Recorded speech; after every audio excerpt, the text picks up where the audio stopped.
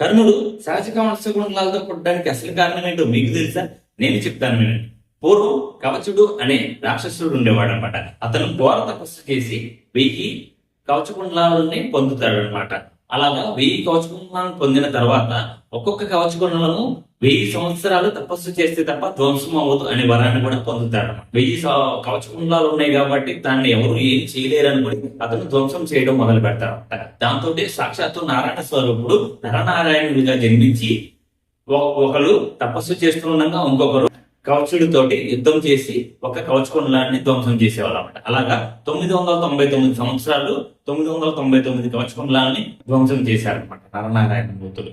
ఆ తర్వాత యుగమంతం అవడంతో ఒక కవచకుండలంతో మాత్రమే కవచుడు ఉన్నాడు. అతను పారిపోయి సూర్యదేవుడి దగ్గర ఆశ్రయం పొందుతాడు అనమాట. దాంతో ఒక్క కవచకుండలంతో కవచుడు బతికిపోతాడు. అంతలోగా యుగం అయిపోతుంది కాబట్టి అతనితో అది ఆగిపోతుంది అనమాట. ఆ తర్వాత యుగంలో కర్ణుడిగా జన్మిస్తాడు. ఈ విషయాన్ని మీ ఫ్రెండ్స్ కి, ఫ్యామిలీ మెంబర్స్ కి షేర్ చేయండి. అలాగే మన ఛానల్ ని లైక్ చేయండి, షేర్ చేయండి, సబ్స్క్రైబ్ చేసుకోండి.